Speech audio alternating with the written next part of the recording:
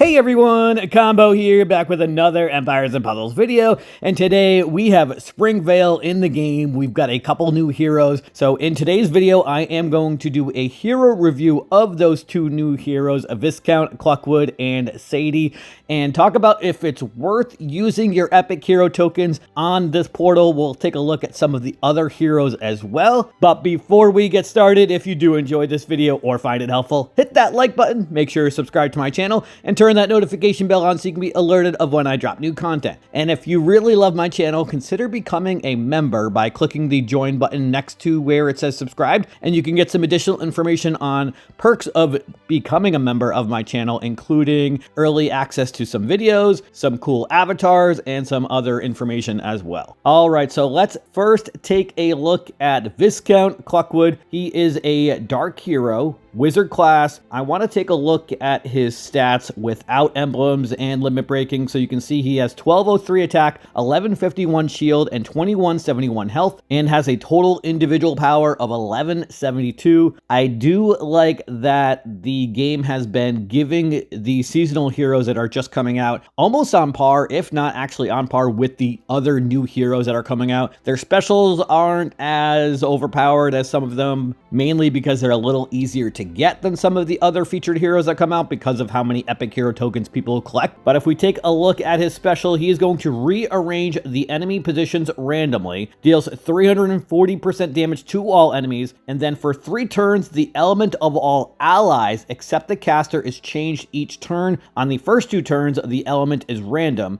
On the last turn, allies revert to their original element. So definitely an interesting special. Personally, I'm not a huge fan of the randomness of changing elements. The changing enemy positions can definitely be helpful because you're changing the tank more than likely, unless if it's randomly putting them back to where they were. But with the changing of elements for allies, you could be potentially changing an element of one of your heroes to a weaker element for whoever you're attacking, which is not ideal, obviously. Viscount Cluckwood is part of the Springvale family, so their family bonus, depending if you have 2 or 3 heroes, they're going to get plus 10% or plus 20% attack, and of course they get extra bonuses during the Springvale Festival event. If we take a look at his double limit broken with Masterclass emblem stats, he's got 1767 attack, 1491 shield, and 2929 health, so definitely has some decent power to him. And as you can see, his ether power is attack up, and personally, if I pulled Viscount Cluckwood, I would not level him up. I have other dark heroes that I would definitely level up before him, but if you are a free-to-play player especially, or cheap-to-play even, and don't have any other options for dark heroes, Viscount Cluckwood could be a good option for you. He's got a decent attack stat, as you can see, obviously, and he's going to hit all enemies for 340%, which is pretty good. And again, that rearranging of enemy positions randomly can definitely be very useful, especially if you're going up against some of those tough tanks nowadays, like Fergus or Bernadette or anyone like that, although you'd have to find a way, more than likely, to neutralize them with their special, like a mindless attack or a silence or something like that, before Viscount Cluckwood gets his special, since you're gonna need 9 tiles for him to go off, and that's usually not the easiest thing to do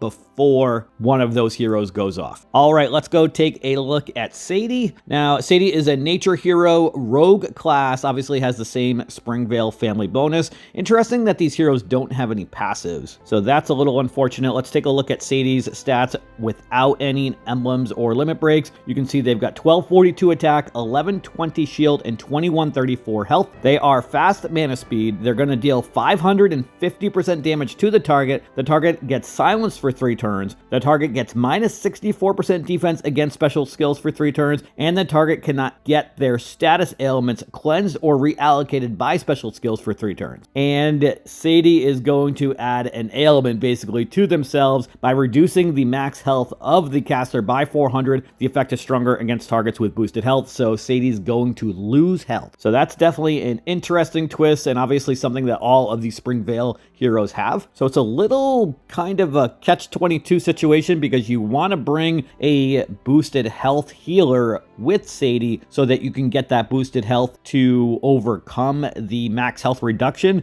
But then when Sadie goes off again, it's going to remove more max health because of the boosted health. So you're going to have to be careful with that. Sadie is rogue class, which is not ideal for fast mana speed heroes. And that's because of the fact that if you are using a legendary troop, you are going to get 11% mana, and all classes except for Sorcerer, Druid, and Monk give 2% mana with the talent node in their talent path. So that's only going to give them 13% mana, where you need 15% mana increase in order to get from 8 tiles of a fast speed mana hero down to 7 tiles. So without a costume bonus, the only 3 classes that can get to 7 tiles with a legendary troop are Sorcerer, Druid, and Monk. So honestly, me being somebody that uses all legendary troops when I'm doing my attacks, I would actually treat Sadie pretty much like an average speed hero because of the fact that she's getting 8 tiles. So as far as my planning purposes, more than likely, unless if we get a diamond, or you'd have to get 4 matches of dragons, otherwise you're likely looking at 9 tiles with 3 matches of 3s. So definitely a little unfortunate there, but let's take a look at their double limit broken with masterclass emblem stats. You can see Sadie has 1801 attack, 1458 shield, and 2953 health. And I've mentioned it in videos before, but these max preview stats are as if you would have taken the talent path all the way to the left. So there could be some attack nodes that are missed out, or if you wanted to go a little more shield or health heavy, you could do that. And then more importantly, the master class emblems down over on the left on the very bottom of the talent path would be all attack. So definitely keep that in mind depending on how you are looking to use them. But I do really like the minus 64% defense against special skills. That could definitely be very useful for Titans, or even in wars if you were to able to use Sadie first and then a couple other strong attackers after Sadie, then that's going to obviously give a lot of extra damage. My nature heroes are pretty strong as far as the ones that are on my bench right now waiting to get leveled. So if I did pull Sadie, I probably would not level them up, but honestly, I don't consider Sadie a bad hero. You just really need to be careful about how you use them with that max health reduction, and then using a boosted health healer with them, which you may even have to time Sadie's special to use twice before the boosted health. I don't know. It really kind of depends on the health of the rest of your heroes and how the tempo of the battle is going. But definitely an extra element that you'd have to take a look at. All right, let's take a look at some of the other heroes in the Springvale event to see if it's worth it to pull in this event with your epic hero tokens, or if maybe you should wait for another seasonal event. All right, so we've got our 2 new featured heroes,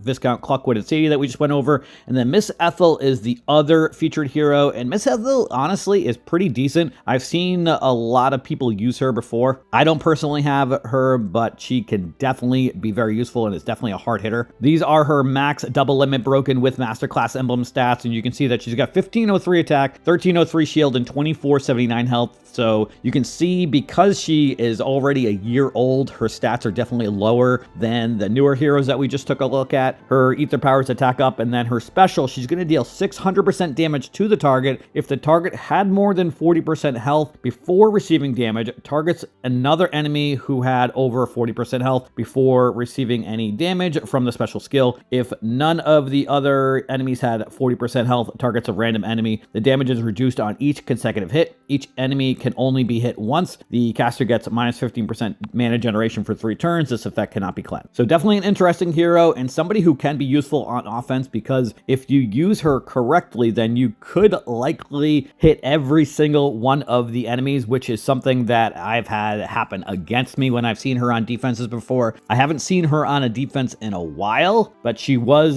definitely popping up on defenses a little bit more in mid-level alliances when she first came out. As far as any of the other Springvale heroes, Archie's not too bad and can be a little annoying because of the fact that he's fast mana speed, and because he makes it so that all enemies are immune to new status effect buffs for 4 turns, and they're going to get damage anytime there is a buff attempted. So he can definitely be useful. There's Master Lepus, who is definitely outdated even with his costume bonus. There's also Sir Roosely, who badly needs a costume. I'm kind of surprised that there were no new costumes for this event for somebody like Sir Roosely. Killhair is okay, not the greatest, just kind of a hitter. And then Jasper is pretty decent, honestly, because of the fact fact that all allies get plus 60% attack for 5 turns, and all allies get plus 60% critical chance for 5 turns. So extremely useful for Titans and Mythic Titans, and even just regularly in a war. He's also going to give a decent amount of boosted health with 1450 HP over 5 turns. So that's a heal over time, not instant boosted health, obviously. And then he's going to give himself minus 5% mana generation for 5 turns. This effect cannot be dispelled. Timothy was a new one that came out last year who is kind of decent. He is average speed, gives only 560 boosted health, but he's going to give a good amount of attack up, starting with plus 20% attack, and then an additional 10% each time an ally casts their special skill, up to a maximum of plus 70% for the next 3 turns. So if you can time a couple other average speed red heroes with him, then that's going to make it so that that attack up goes up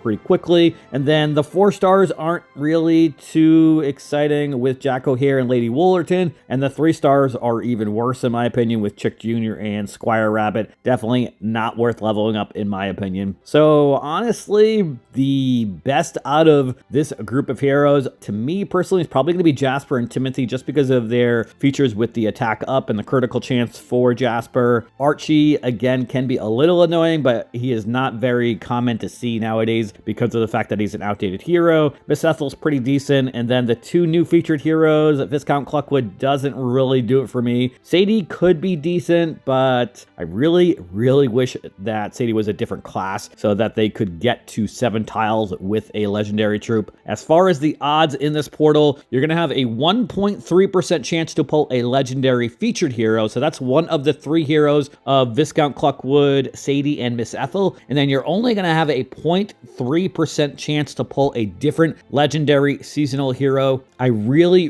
wish that they would raise that percentage chance to pull one of the other legendary heroes. 0.3% is extremely low. This is kind of like a free portal basically because of the amount of epic hero tokens people get. You can see that I have 18 epic hero tokens right now, and that's really just from the last couple weeks, from getting them in Mystic Visions or in certain loot rewards for raid tournaments or even Titans. I think most of them are probably from the Alliance quest results that we had with our Alliance and my individual results, but I just used them on that last seasonal event, the Cupido one. I was really trying to get Eros, even though there was only a 0.3% chance to pull her. As far as if I am going to use them for this seasonal event, honestly, I don't think I would level any of them if I got them, so I am not going to waste my epic hero tokens on this portal. I'm going to save them for a different portal. We should have the Beach Party one up next, and then I think Kale Vela afterwards, and then I don't know if there's another one until the Morlovia event. Definitely correct me if I'm wrong, but I believe that's the order that they're in. And then of course the Winter Portal, which is in my opinion by far the best one out of the seasonal portals that we get like this. So hoping that we get a couple good new heroes for some of the events coming up, or some new costumes for some older ones. Let me know if you are going to be using your epic hero tokens in this portal and how that worked out for you. But that is going to do it for today's video. I hope you did enjoy it or found it helpful, and if you did, hit that like button, make sure you're subbed to my channel, and I'll catch you guys next time.